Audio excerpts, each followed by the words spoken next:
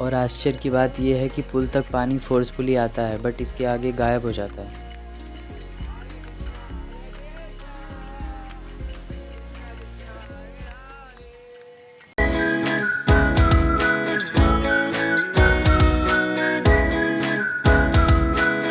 Hare Krishna to all devotees. तो आज हमारा 7th एंड लास्ट डे है बद्रीनाथ में और हम एक्सप्लोर करेंगे इंडिया के आखिरी विलेज को। तो यहाँ से लेफ्ट में बद्री विशाल भगवान का मंदिर है। तो ऑलरेडी हम पिछले वीडियो में दर्शन कर चुके हैं। यह हम अलकनंदा रिवर के पास पहुँच गए। तो यहाँ पे बोर्ड लगा हुआ है द लास्ट इंडियन विलेज। आप देख सकते हैं हमारे चारों तरफ पहाड़ है और हम कंटिन्यू अलकनंदा रिवर के डायरेक्शन में जा रहे हैं। And this is India's last village माना गांव, जो कि चारों तरफ से हिमालयन पर्वतों से घिरा है और यह गांव चाइना के बॉर्डर पर है।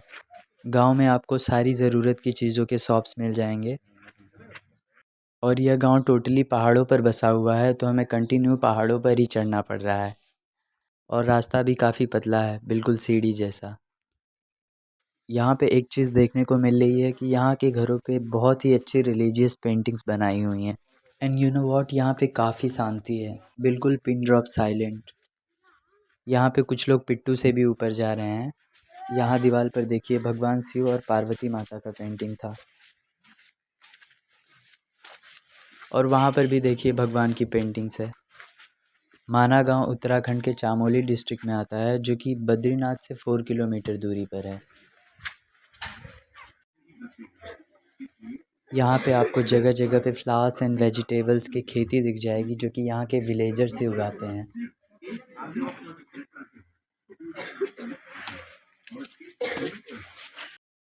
तो अब चलते हैं आगे की तरफ और देखते हैं आगे क्या है।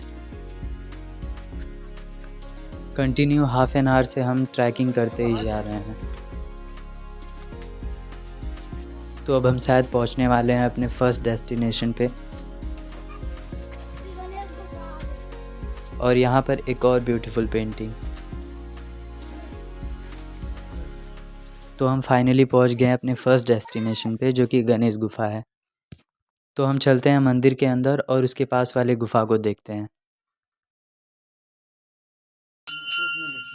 तो मैं चलता हूँ मंदिर के पास और आप सबको भगवान का दर्शन कराता हूँ।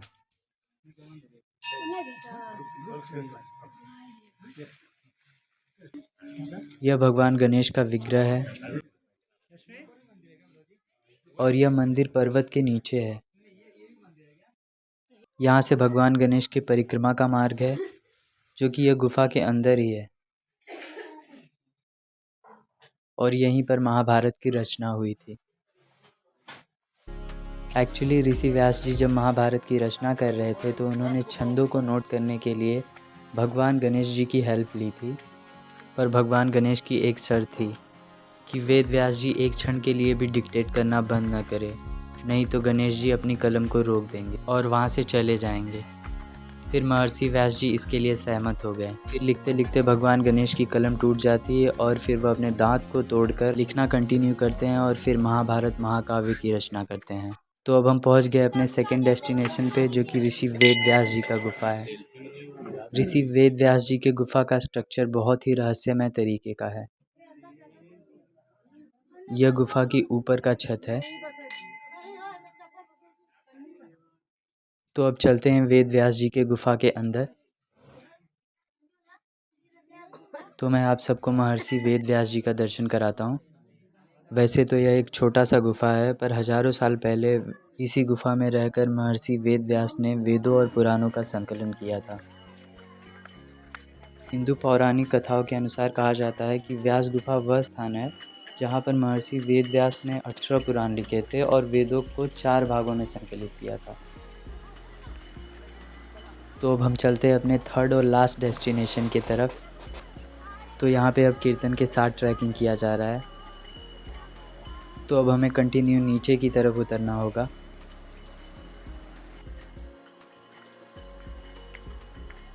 यहाँ पे सब डांसिंग एंड कीर्तन करते हुए ट्रैकिंग कर रहे हैं।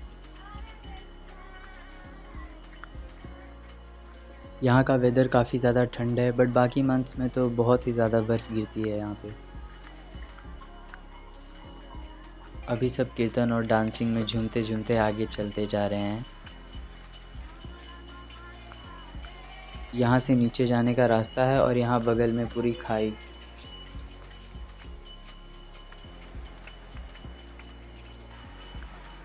इन पर्वतों के अगले साइड चाइना और इंडिया का बॉर्डर है। तो अब हम पहुँच गए अपने थर्ड डेस्टिनेशन पे, जो कि सरस्वती रिवर है।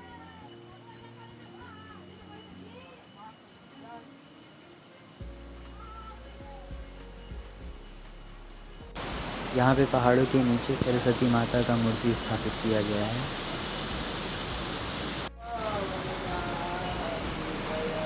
और ये सरस्वती रिवर है। सरस्वती नदी एक हिमालयी नदी है जो कि अलकनंदा नदी की एक मुख्य प्रमुख नदी है। नदी का पानी ग्लेशियर से पिघल कर आता है।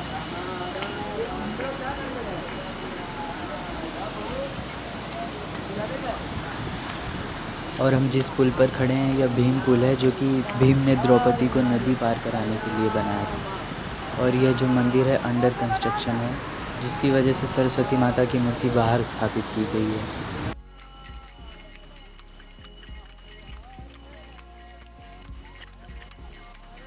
और आश्चर्य की बात यह है कि पुल तक पानी फोर्सफुली आता है, बट इसके आगे गायब हो जाता है। इन पहाड़ों और चट्टानों के बीच से यह नदी बहती है।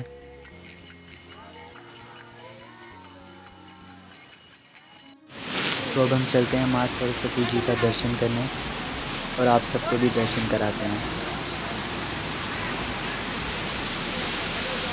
यहाँ पर सरस्वती माता का विग्रह स्थापित किया गया है।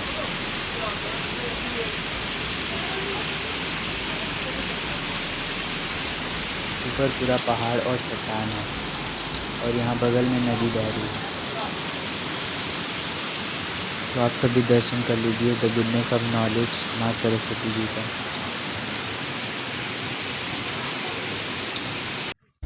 तो अब हमारा तीनों डेस्टिनेशन कंप्लीट हो गया। तो यहाँ पे हमारी बस रेडी है क्योंकि हमें 1 आवर में हरिद्वार के लिए निकलना होगा। यहाँ पे ठंड बहुत ही ज़्यादा है। अब हम जल्दी जल्दी चलते हैं धर्मशाला के अंदर और प्रसाद लेते हैं।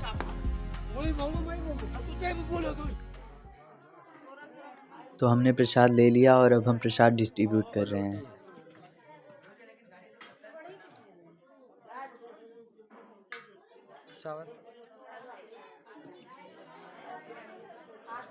पैकिंग करके हम बस में आ गए हैं और हरिद्वार के लिए निकल पड़े हैं। बस में विंडो सीट पर बैठकर इन पहाड़ों, बादलों और इतनी ग्रीनरी देखना खुद में ही कितना अद्भुत है। इवनिंग हो चुका है और मैं ऑफ मीटिंग की वजह से बाहर आया तो ये इतना अच्छा व्यू दिखा। यहाँ पर रात हो चुकी है और अब हम ट्रैफिक में फंस गए हैं। ट्रैफिक का रीज़न है लैंडस्लाइड। तो फाइनली हम खूब सारा व्यू और खूब सारी यादें समेटने के बाद हम हरिद्वार पहुँच गए हैं। तो हरिद्वार में भी शोभ यात्रा किया जा रहा है। आई होप आप सबको वीडियो अच्छा लगे। तो मिलते हैं नेक्स्ट वीडियो में। Please don't forget to subscribe. Hare Krishna.